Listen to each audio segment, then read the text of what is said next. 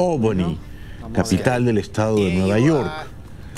Esta defensora de Cuomo sostiene que la acusadora estuvo allí muchas horas, mandó muchos mails, hizo muchas bromas, se ofreció a quedarse más tiempo. Con lo cual ella trata de desbaratar, desmontar la acusación de la señorita o la señora que dice haber sido acosada por el gobernador. She was at the mansion that day for several hours. She wasn't just working with the governor, she was working with other staffers. Emails that she sent while she was at the mansion reflect that she was joking while she was there. She was eating snacks, and she even offered to stay longer at the mansion when her work was done. Here is the timeline that the investigators don't talk about. Lo que revela que Cuomo va a pelear hasta el final, no va a renunciar, a pesar de que el 70% de los neoyorquinos considera que debería hacerlo, y va a pelear, a tratar de refutar o rebatir las acusaciones contra él, a tratar de descalificar a sus acusadoras. Pero no todas son buenas noticias para Cuomo hoy. Una mujer ha decidido acusarlo penalmente. Esto ya es más grave. Y es una acusación criminal. Y esto acaba de salir hace pocos minutos en las televisiones de este país. Es una bomba contra Cuomo. Tonight, embattled New York Governor Andrew Cuomo now facing a criminal complaint filed by one of the 11 women who accuse him of sexual harassment. The woman, identified as Executive Assistant Number 1, working alongside Cuomo since 2019, and alleging he groped her when the two were alone in his office. In the executive mansion, the governor hugged Executive Assistant Number 1 and reached under her blouse to grab her breast. This was the culmination of a pattern of inappropriate sexual conduct. De manera que esta mujer, cuya identidad se desconoce todavía, quiere que Cuomo sea acusado penalmente y, si es encontrado culpable, tenga que enfrentar cargos de privación de su libertad. Esto ya es grave. This selfie reportedly taken at the governor's request moments after one alleged incident. The staffer apparently telling investigators, "I didn't want it. I feel like I was being taken advantage of," and claiming she didn't report the harassment at the time because she was terrified she would lose her job. Cuomo has repeatedly denied inappropriately touching the woman or making any unwanted advances. Let me be clear, that never happened. The filing in Albany County comes as at least 5 district attorneys across the state launch probes, and as the New York legislature weighs impeachment. Son muchas mujeres, ¿no? Si fuera uno diría quizás una señora obsesionada con él, quiere destruirlo. Pero son 11, ahora son 12. ¿Por qué tantas señoras estarían mintiendo contra Cuomo, no? Bueno, quien no se ha metido nunca en esos líos, porque es tranquilamente fiel a su esposa, es Barack Obama, que anteayer miércoles cumplió 60 años. Hoy estaba por la tarde jugando al golf en Martha's Vineyard. Allí ellos compraron una mansión de $12 millones. Es una islita muy tranquila al sur de Boston. Y esta noche, a esta hora ya debe estar desarrollándose la fiesta, tremenda fiesta. Una fiesta que era mucho más tremenda, pero que tuvieron que adelgazar un poco para mostrar sensibilidad social en tiempos de la pandemia. Así que centenares de personas fueron invitadas a la fiesta y luego, no creo que exista esa palabra, pero se va a entender igual, desinvitadas o desembarcadas o canceladas. Yo tengo la suerte de que ni me invitaron ni me desinvitaron, pero me ofrecí. Mandé mi resumen y dije puedo hacer ballet parking, pero no he tenido respuesta.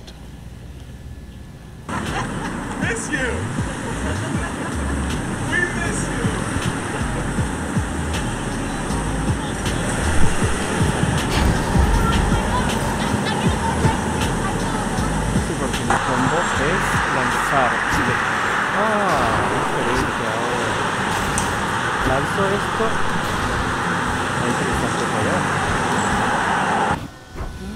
Como decía mi abuelo, que paz descanse, el que puede, puede. Y el que sabe, sabe. Vamos a una pausa y regresamos enseguida.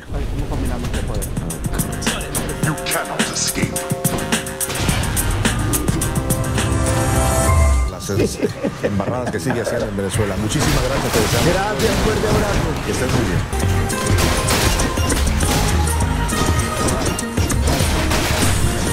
Nuestro colega Camilo Loret de Mola trae la innovación en Cuba de lo que es el transporte para los enfermos de COVID, pero la situación en Santiago de Cuba no es de broma. Camilo, ¿cómo estás? Así mismo, no es nada de broma. En este momento tiene cerrado Santiago de Cuba, señores, no se puede ni entrar ni salir. Hay quien dice que hay mucho miedo a nivel del país, que no solo en Santiago es raro, pero en las villas ya vimos que tienen policías en todas las esquinas, porque la situación está tan crítica que tienen miedo este fin de semana. Esto que están viendo en pantalla es las imágenes de la batería de ambulancia que anunció el gobierno que tiene ahora. El régimen ha sacado esta batería innovadora de ambulancia, que no son otras que los carretones del pueblo, a los que le han puesto un uniforme, y son los que van a recoger a los enfermos. No se sabe para dónde, porque las propias hospitales le dicen, aquí no traigan a los enfermos porque no tengo nada que hacer con él. Recuérdense la frase de ayer. Los enfermos de COVID que se mueran en su casa. Miren, la situación ha llegado hasta el punto que no hay oxígeno en los hospitales y el jefe de terapia intensiva del hospital de Holguín ha salido a ver a los familiares enfermos y que ya no es un problema, no hay oxígeno, así que hagamos algo mental. Vean ustedes lo que le está pidiendo a los enfermos que necesitan oxígeno, que se relajen mentalmente. Miren esto.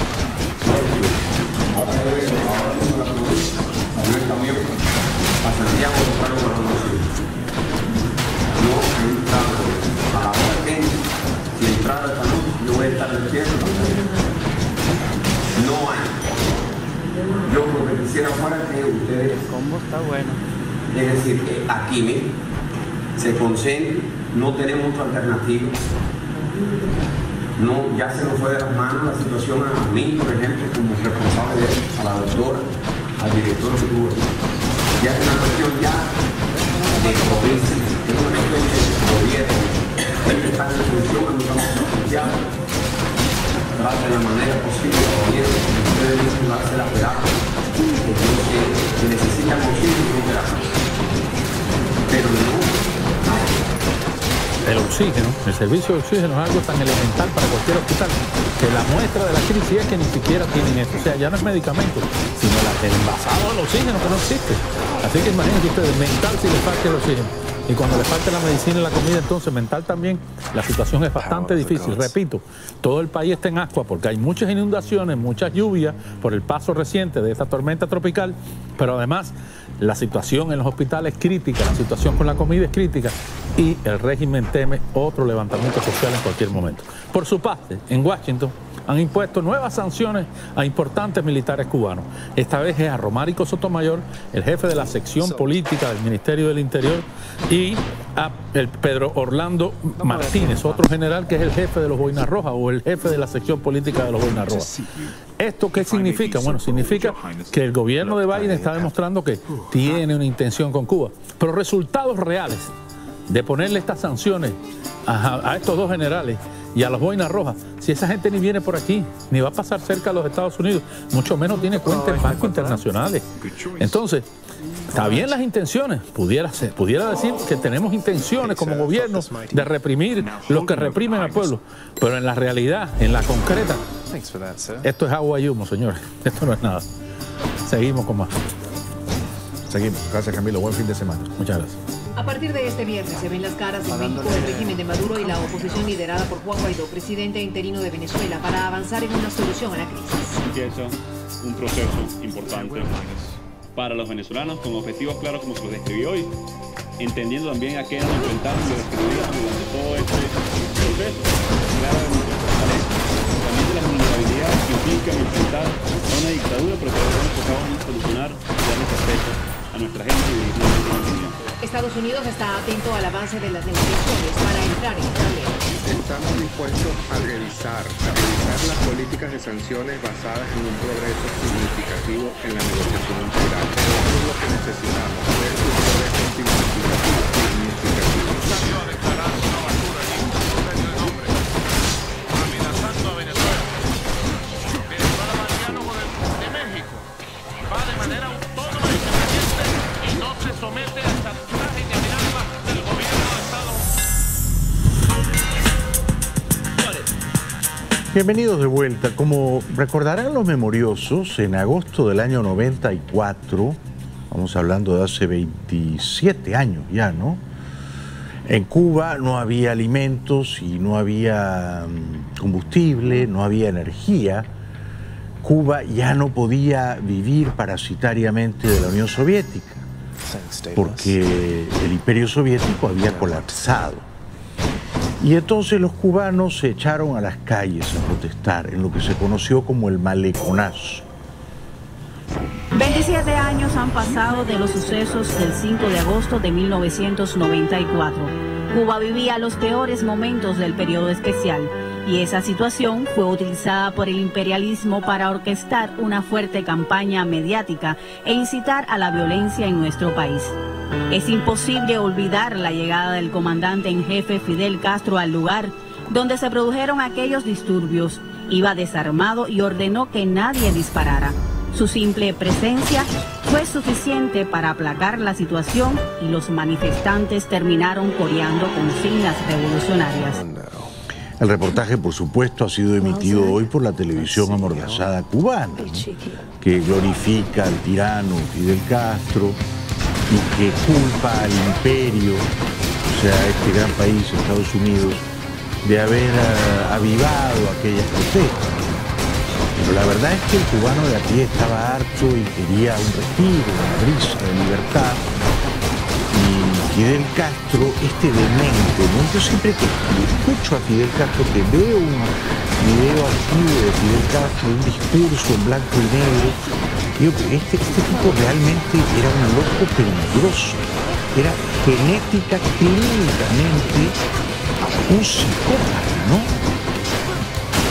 Un sujeto que estaba dispuesto a destruirlo todo con tal de preservar sus privilegios. Este fue Fidel Castro, un loco peligroso, desatado, sin freno, que aplastó a un país. Dije a las escoltas que no se dispare ni un tiro. Y se lo dije francamente, yo prefiero un tiro. Porque yo siempre he creído que hay armas mucho más poderosas que las armas de fuego, y son las armas morales. Y desde luego yo estoy y estaré siempre dispuesto a luchar junto al pueblo y a morir con el pueblo, y quien sepa cumplir así su deber no puede tener preocupación por la muerte. Terrible, ¿no? Terrible lo que un individuo bastante enloquecido, bastante obsesionado con el poder, puede provocarle a un país entero. Cómo un individuo puede desgraciar a un país entero por generaciones. Si contamos que cada 15 años es una nueva generación, estamos hablando de por lo menos 4 generaciones de cubanos. 4 generaciones que han sido aplastadas por la bota de los Castro, ¿no? Cuyo padre era un español hacendoso que hizo una cierta fortuna en Cuba, pero que a lo mejor tenía alojados en sus genes al mal, ¿no? A la crueldad, a la perversión. Porque esto en Fidel Castro era claramente genético, ¿no? La televisión amordazada de Cuba ha propalado hoy este otro reportaje en el que dice que las protestas de julio 11 fueron todas organizadas y financiadas por Estados Unidos, lo que constituye una flagrante mentira, claro. El pasado 11 de julio el imperio repitió su receta, pero nuevamente se estrelló contra la firmeza de un pueblo que defiende su independencia y soberanía. Son millones los convencidos de que las soluciones a los problemas que enfrenta Cuba hoy atañen exclusivamente al gobierno y pueblo de esta nación, que no permitirá el regreso de la desigualdad y la privatización en beneficio de las minorías. Un país dispuesto a defender al precio que sea necesario un proyecto social que desde 1959 está en constante perfeccionamiento con la mirada puesta en el ser humano. Allá en Cuba, los ciudadanos de a pie mirarán estos reportajes elaborados, con música inspiradora, como si Cuba fuera Disneylandia. Probablemente ni la miran esa televisión. Deben de estar hartos, porque desde acá la vemos como una cosa pintoresca, ridícula, risible. Pero allá me imagino que los enferman bastante de los nervios. La televisión francesa reporta que la Unión de Jóvenes Comunistas Cubanos, no sabía que existía esa entelequia, sale a las calles a marchar a favor de la dictadura. 27 años después y un nuevo maleconazo. La Unión de Jóvenes Comunistas reunió a miles de personas este jueves en las calles para mostrar apoyo al gobierno del presidente Miguel Díaz-Canel. Lo hicieron entre arengas a Fidel Castro y culpas al embargo estadounidense por la grave situación que vive el país caribeño. Estoy acá con el pueblo cubano, que está confirmando que nada nos va a dilatar, nada va a hacer que nos ablandemos, que vamos a confirmar todo el tiempo que sea necesario. Bueno, esas personas que expresan a viva voz su devoción y su lealtad a la satrapía bananera de La Habana, puede que estén actuando, muy probablemente están actuando, ¿no? Y nada de lo que dicen es genuino. Tienen que falsear sus convicciones, impostar sus verdades y ponerse de rodillas. Todo lo cual es, por supuesto, muy penoso de mirar, ¿no? Tantas décadas después. Estas marchas son vistas como una reacción a las protestas de hace 3 semanas, las más grandes de las últimas décadas, contra el gobierno y la gestión del COVID-19. Cuba está inmersa en una grave crisis económica, de extrema escasez, agravada por la pandemia y las sanciones reimpuestas durante la presidencia de Donald Trump. Las protestas del 11 y 12 de julio dejaron un muerto, decenas de heridos y centenares de detenidos. Y entonces, este otro reportaje que pretende exaltar la figura del dictador robótico Díaz-Canel, masivamente despreciado por el pueblo cubano, hasta donde me cuentan mis informantes, hace la analogía entre Fidel Castro y Díaz-Canel, sostiene que frente a las protestas de julio 11, Díaz-Canel también dio la cara. Un contexto que recuerda al del 5 de agosto de 1994, cuando 2 años y medio después de la disolución de la Unión Soviética, Cuba sufría una enorme escasez de alimentos, combustibles y energía. En aquel día, ante las protestas, Fidel Castro salió a las calles para hablar con los manifestantes frente al Hotel de Deauville, algo que este jueves ha repetido el presidente Díaz-Canel, quien salió a conversar con jóvenes en la Universidad de La Habana. ¿A conversar con jóvenes?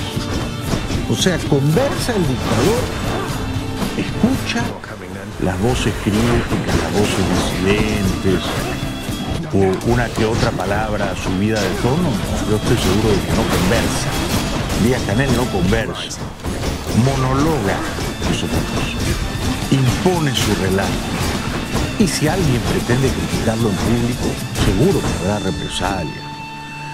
Y luego muestran estas caravanas populares de apoyo a la dictadura, pero son montajes, ¿no? Todo esto es escenografía o coreografía para despistar a los incautos.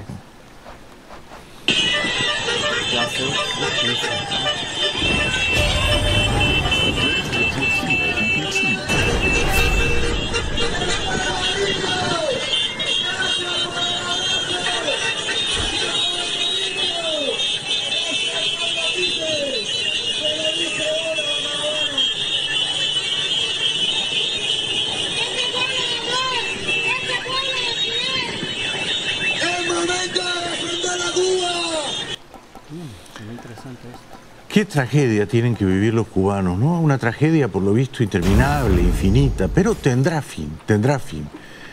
Luego está la pandemia, el coronavirus. Algo de esperanza en medio de la tragedia. En plena tercera ola, con cifras récord de fallecimientos diarios, también embarazadas y niñas, estas palabras pueden resultar un bálsamo. Y una noticia particular que tenemos hoy muy positiva es que concluyó la vacunación en La Habana en sus 15 municipios, en lo fundamental. Fueron vacunados más de 1.355.000 personas. La Habana es, una vez más, el epicentro de la pandemia. Desde el 23 de julio registra más de 1.000 infecciones diarias. En sus 15 municipios se ha llevado adelante una estrategia masiva de vacunación a mayores de 19 años con los preparados cubanos Abdala y Soberana II. Los preparados cubanos. Dicen que algunos de estos generales cubanos sospechosamente fallecidos fueron, a su pesar, administrados de estos preparados cubanos, ¿no?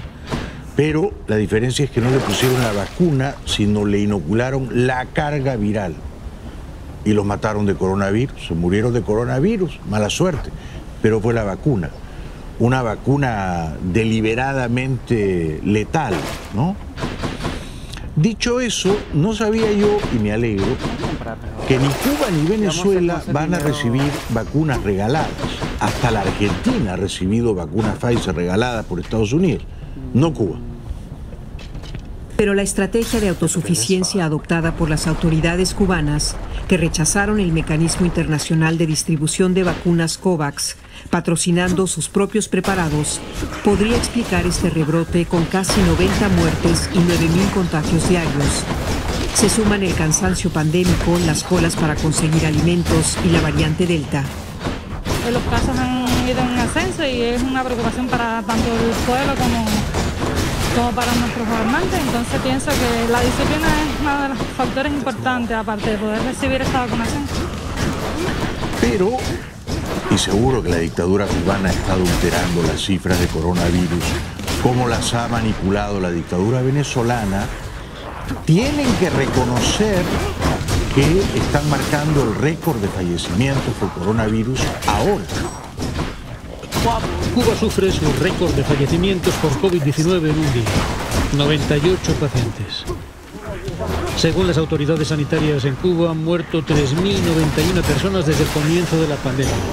La situación más grave se presenta en La Habana y en las provincias centrales de Ciego de Ávila y Cienfuegos. Está en marcha la vacunación masiva con Abdala y Soberana 02, las dos fórmulas más avanzadas de las 5 desarrolladas por Cuba contra el coronavirus. Más de 1.300.000 personas están ya inmunizadas en La Habana contra la COVID-19, cuando Cuba vive el peor momento de la epidemia del coronavirus. Una pausa y regresamos enseguida.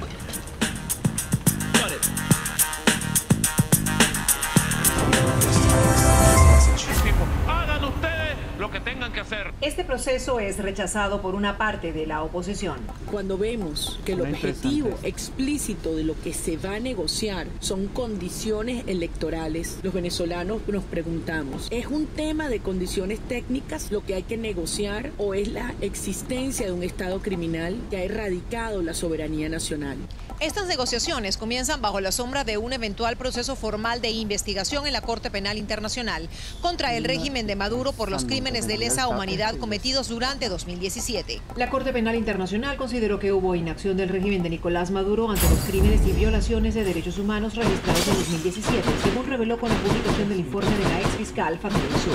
A pesar de las tácticas dilatorias emprendidas por el régimen y presentadas por el señor Tarek William Saab, la Sala de Cuestiones Preliminares ha mandado un claro mensaje.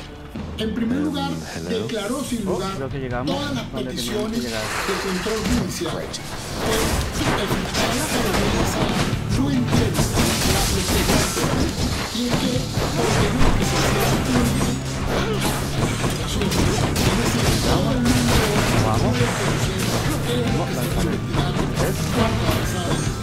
El fiscal designado por la extinta Asamblea Constituyente, Tarek William Saab, a través de un comunicado publicado en Twitter, rechazó las acusaciones de la ex fiscal que calificó sin valor la elaboración del régimen de Maduro. Este caso tendrá suceso específico en el contexto de la se inicia en México.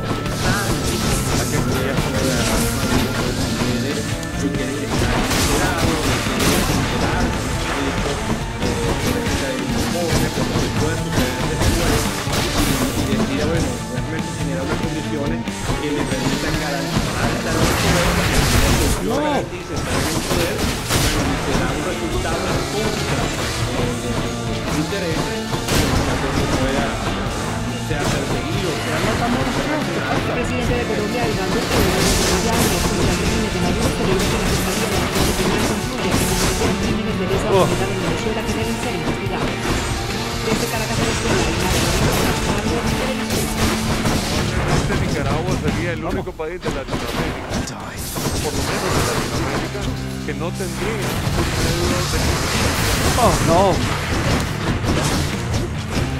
En un contexto de tensión, con la detención de los opositores del gobierno de Danilo Ortega en Nicaragua, que dejará de inscribirse porque la aduana no ha liberado el papel.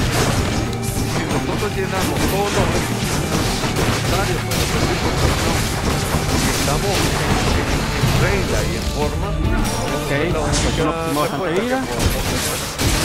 Para aprovechar este momento,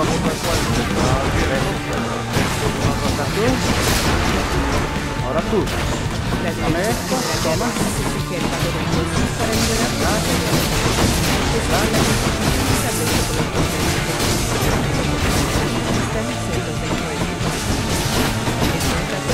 Muérete. Que el diario necesita para imprimir sus ediciones. Imprime una transmisión. La edición impresa saldrá de circulación a partir del viernes. Y es muy importante que lo entendamos. Esto no es un cierre. Esto no es que apagamos las luces y nos vamos. No, esto es un impasse que nosotros creemos que de alguna forma en la parte impresa se va a solucionar, y si no se soluciona, pues entonces seguiremos haciendo nuestro trabajo a través de las plataformas digitales. Según datos del gremio empresarial, al menos 20 medios de comunicación independientes han desaparecido por confiscaciones o cierres forzosos. Me parece que lo que ha ocurrido con Messi es una verdadera lección moral, ¿no? Que quizá nos consuela un poco a todos los que alguna vez hemos sido despedidos. Y yo he sido despedido varias veces de la televisión. Y siempre me ha dolido mucho. Me he sentido profundamente humillado. He cuestionado el sentido de mi vida. Ahora vemos, Messi, un genio, el número uno, el mejor futbolista del mundo, con mucha diferencia. Él y su familia querían quedarse en el Barcelona, quería firmar un contrato de 5 años.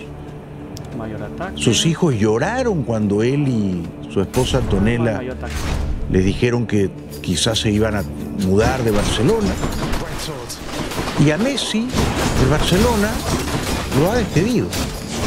Le ha dicho, bueno, gracias por tus servicios prestados, pero el club está quebrado y no tenemos dinero para seguir pagando. A pesar de que Messi estaba dispuesto a rebajarse su salario de más o menos 80 millones de euros al año a 20 millones de euros al año. Y aún así, al genio, al número uno, al mejor de todos, le dicen, la verdad, ya no hay sitio para ti. Increíble, ¿no? Extender el contrato de Lionel Messi hubiera implicado un riesgo financiero para el Barcelona. Eso dijo el viernes el presidente del club, Joan Laporta, quien destacó la preocupante situación económica que encontró al asumir el poder tras la salida de Josep María Bartomeu. Fer una inversió del volum que representava Leo Messi. Hacer una inversión del volumen que representaba a Leo Messi implicaba ciertos riesgos que estábamos dispuestos a asumir. Pero también es cierto que cuando hemos conocido a fondo la realidad del club como consecuencia de la auditoría, estamos preocupados y no queremos volver a poner en riesgo a la institución. Es verdad que el club está quebrado, es increíble que hayan quebrado al Barça, ¿no? Pero lo han quebrado porque lo han administrado con mucha negligencia. Los últimos fichajes de Belé, Coutinho, Griezmann fueron todos millonarios, arriba de 100 millones de euros, y no funcionaron. Y ahora dejan ir a Messi como si nada. Y este señor Laporta dice, bueno, el club está primero que cualquier jugador. Aparte de eso, cuando piensas que la decisión se toma en el sentido de que el Barça está por encima de todo y que lo que se ha de preservar son los intereses y el patrimonio de la institución, y que además, bueno, tenemos casi, lo he dicho, 122 años de historia. Hemos pasado de todo y siempre pues hemos salido adelante. Y ahora pues con más motivación que nunca para que el post-Messi, digamos, sea muy exitoso.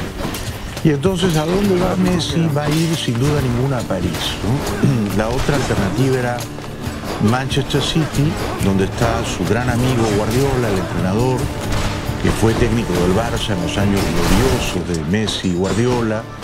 Ganaron por lo menos 2 Champions. Pero el Manchester City asumió que Messi se quedaba en el Barça, compró a Grealish y pagó una fortuna por este señor, le dio la camiseta número 10 y ya ahora es muy tarde. El Manchester City no piensa en Lionel Messi.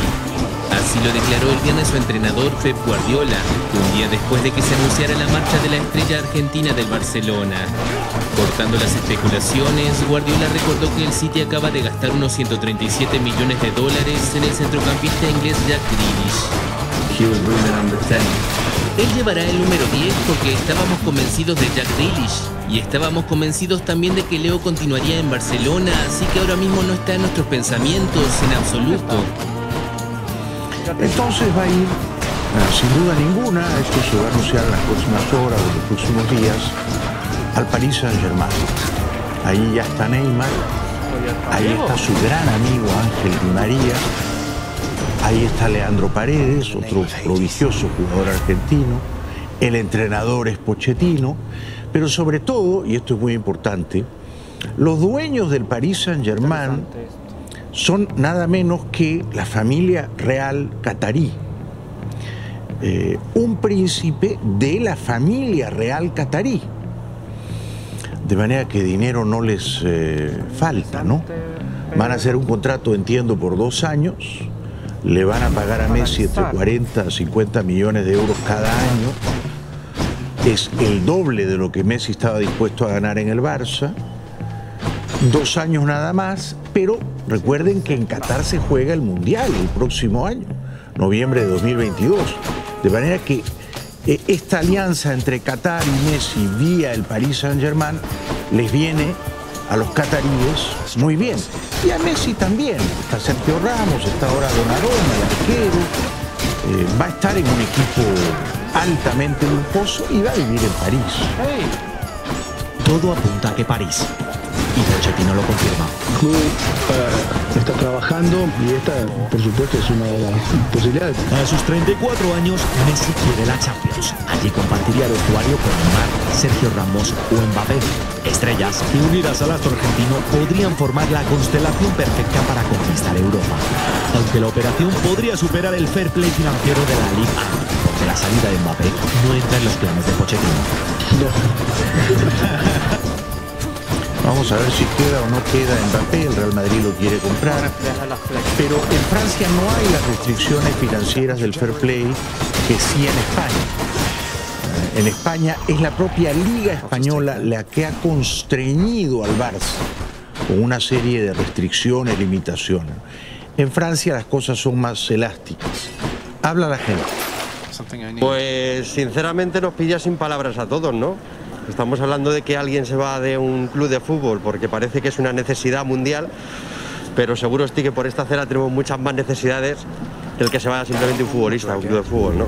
Pero dentro de futbolísticamente hablando, pues es algo que nos ha sorprendido a todos, ¿no? Yo soy del Barcelona, o sea, me ha sorprendido muchísimo, sí. No nos lo esperábamos, yo por lo menos no.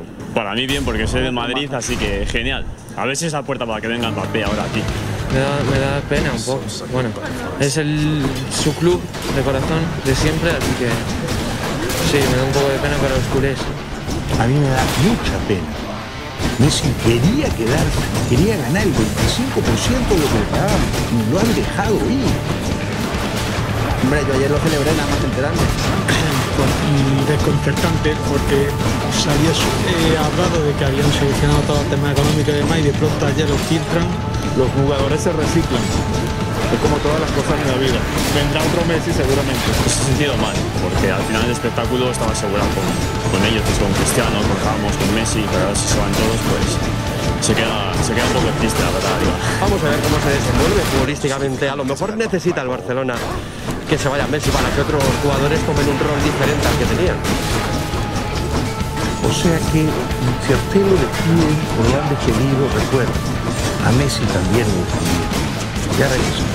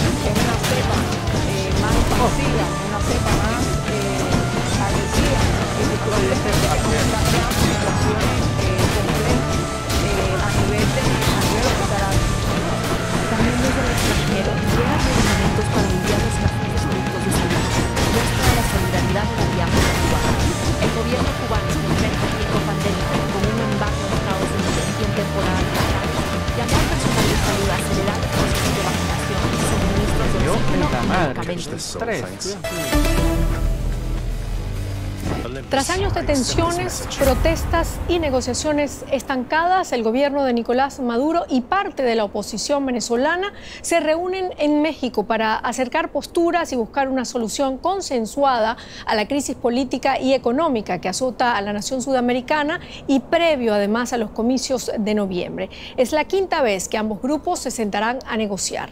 La comunidad internacional tiene esperanzas de que el diálogo funcione. Los ojos del mundo están puestos en México, de los venezolanos, de los aliados de Nicolás Maduro y de las decenas de países que respaldan una transición en Venezuela. El heredero de Hugo Chávez en el poder desde 2013 se ha mantenido pese a la catástrofe económica, las sanciones de Estados Unidos y unas elecciones en 2018 consideradas fraudulentas por buena parte de la comunidad internacional, gracias a poderosos aliados como Rusia, que acompaña al chavismo en este nuevo intento de negociación. Países Bajos fue invitado por la oposición y Noruega vuelve a ser mediadora. El reclamo es también aliviar la crisis social y económica. Creo que es muy importante que México se discuta temas económicos y sociales que permitan aliviar la crisis que vive la inmensa mayoría del pueblo venezolano. La oposición exige mayores garantías para unas elecciones libres y justas, de cara a los comicios regionales del 21 de noviembre. Y puedo decir hoy que hay unidad en Venezuela respaldando la posibilidad de una solución a través de un acuerdo integral en este momento. Estados Unidos ofreció relajar las sanciones si hay una solución negociada a la crisis. Vamos a dialogar con la oposición piti-yanqui, pro-yanqui, con los esclavos del gobierno de Estados Unidos. Vamos a dialogar. Hay que dialogar hasta con el diablo. El hijo de Maduro, Nicolás Ernesto, forma parte de la comisión oficialista. Pese a algunas concesiones del chavismo, todavía hay candidatos inhabilitados. Para terminar, los duendes del azar enmudecieron unos segundos al presidente peruano Castillo. He venido el día de hoy a cumplir no como un deber ciudadano, sino a valorarme como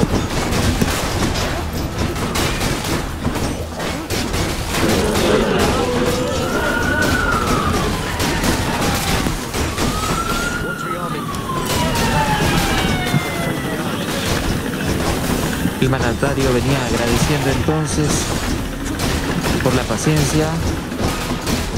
Ese micrófono habló por muchos peruanos. Ese micrófono le dijo al presidente Castillo, mejor no hables. Callado, calladito, te ves mejor.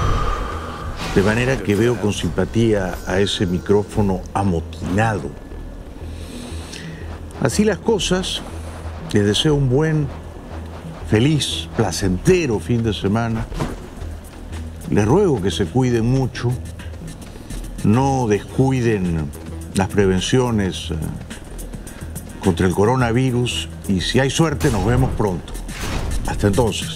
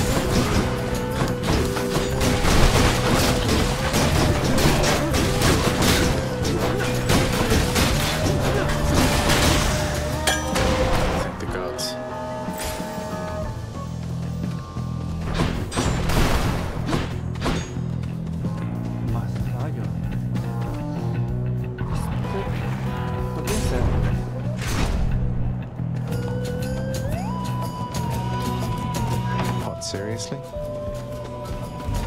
Whose favor to choose? Don't you know it, man?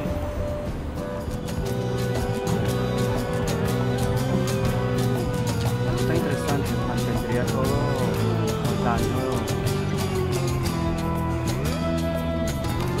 con el hecho. Y esto es lo que está buscando. Después de enfrentamiento, recupera de 30 a 50.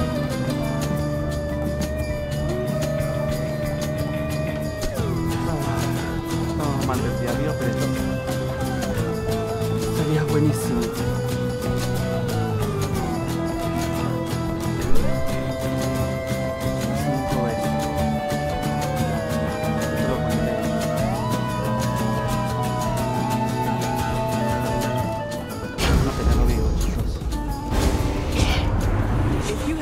Due consideration. Forgive me, Athena.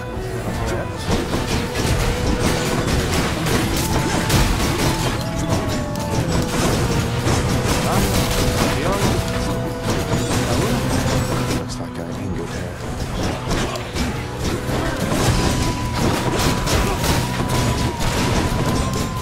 ¿Por qué no reflejo esto?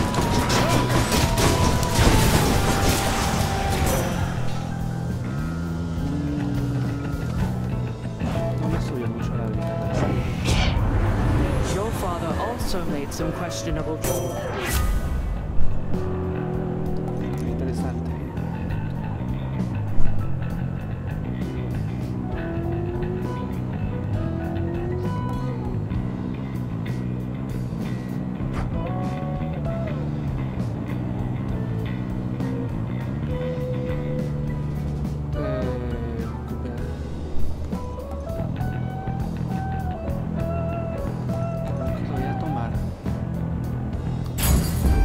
Strength of the goddess.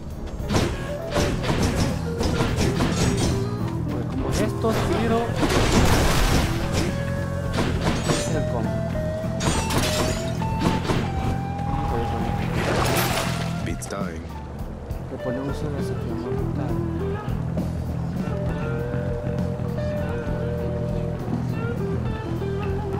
Todo. I'm already full. No hay fondo. 350.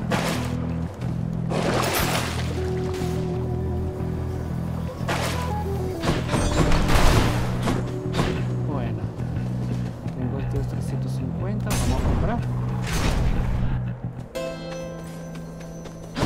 Just tidying up a bit. ¿Qué es esto? No sé qué es esto. Mira. Vamos a comprar todo. You still in one piece, man? Hey, you say when you... Perhaps we'll die.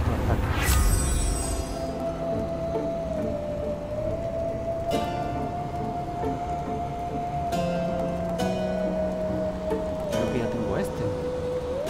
¿Será que me lo quité? Muy interesante también. Este que ralentiza. Pero... Ah,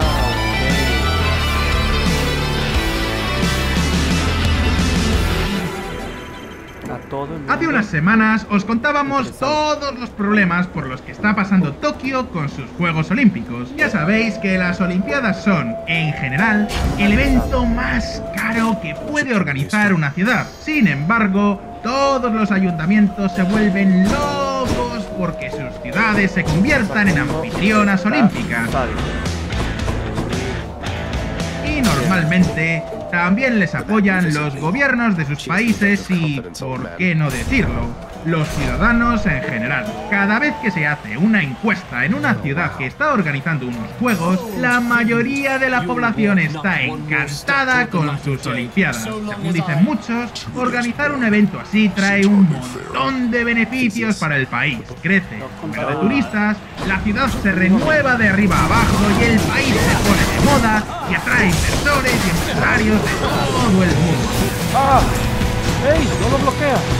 Si recordáis, en este vídeo sobre Tokio, os decíamos que la realidad es muy distinta, que los Juegos Olímpicos generan más problemas que soluciones, y Japón puede incluso acabar en la ruina por todos los gastos extra que están generando la construcción de los estadios y la Villa Olímpica. Y si leéis los comentarios de este vídeo, encontraréis a mucha gente que dice que sería fantástico que todos los políticos nos hicieran un poco de caso. Ya es hora de que alguien diga que las Olimpiadas no son tan buena idea como parece. Pues mis queridos amigos de VisualPolitik, lo cierto es que el fervor olímpico ya no es lo que era. Hasta el año 2012, cada vez que el Comité Olímpico Internacional se reunía para elegir a la próxima ciudad anfitriona, había una media de 5 candidatas por concurso. Sin embargo, para los Juegos de 2024 solo había 2, Los Ángeles y París. Muchas capitales como Budapest o Roma, que en principio se postulaban para albergar unos juegos, han retirado su apuesta en el último momento, y en otras como Hamburgo los propios ciudadanos votaron en contra de organizar las Olimpiadas en un referéndum. Tal cual como lo oís. Los que veáis este vídeo desde Madrid, en España, estaréis impresionados, ¿verdad? Hay sitios donde los propios ciudadanos no quieren Juegos Olímpicos. Increíble, ¿verdad? En realidad, cada vez son menos los que quieren ser anfitriones. Y esto podría ser un auténtico problema para el Comité Olímpico Internacional. Porque si nadie quiere organizar los Juegos, ¿qué pasará con las Olimpiadas? Hablamos del fin del espíritu olímpico. ¿Qué se puede hacer para que los Juegos Olímpicos sobrevivan? Hoy vamos a responder a estas preguntas, pero antes vamos a ver un poco de historia. Desayuno internacional. Todos habéis oído que los Juegos Olímpicos nacieron en la Grecia antigua. Pero lo cierto es que lo que hoy entendemos por Juegos Olímpicos no tiene nada que ver con el Monte Olimpo. En el año 1896, un varón francés que se llamaba Pierre de Coubertin se juntó con un griego que se llamaba Evangelios Zappa para convencer al gobierno de Grecia para que organizara unos juegos como los que se hacían en la época antigua. Por aquellos años, Grecia estaba en plena efervescencia nacionalista y todo lo que pudiera servir para crear una idea de identidad patria sonaba como música para los oídos del gobierno griego. Así es como se organizaron las primeras Olimpiadas modernas en Atenas. Sin embargo, para Pierre de Coubertin, esto de los Juegos Olímpicos era algo más que propaganda nacionalista griega. Podía convertirse en un acontecimiento internacional. Para eso, la ciudad anfitriona tenía que rotar. Así es como nació el Comité Olímpico Internacional, también conocido como COI por sus siglas, una organización cuya labor es asegurarse de que cada 4 años hay unos Juegos de Invierno, unos Juegos de Verano y unos Juegos Paralímpicos. Para completar la estampa, este comité tiene como misión promover el deporte y la tolerancia entre los pueblos. ¿A que suena fantástico? Pues esperad un momento, porque la historia no ha hecho más que empezar. Le obligan a hablar con todo el mundo y revisar todo el mapa para hablar. Los primeros juegos fueron eventos bastante modestos que coincidían con las exposiciones internacionales, pero las cosas cambiaron en el año 1936. Como sabéis, por esas fechas la Alemania nazi estaba a punto de empezar su conquista mundial, y para eso les venía muy bien mejorar su imagen en el exterior. La idea de envolverse en la bandera del deporte, la excelencia y la tolerancia entre los pueblos sonaba como música celestial para los oídos de Adolf Hitler.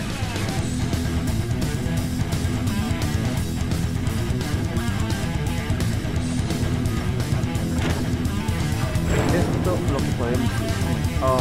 Por eso los Juegos Olímpicos de Berlín de 1936 fueron la primera superproducción olímpica de la historia, con un coste de más de 30 millones de dólares de la época. Sí, tal cual como lo oís, el primer antecedente de gastos faraónicos para unos Juegos Olímpicos lo tenemos nada menos que en la Alemania nazi. Pero la primera gran catástrofe económica llegó años más tarde, concretamente en los Juegos de Montreal de 1976.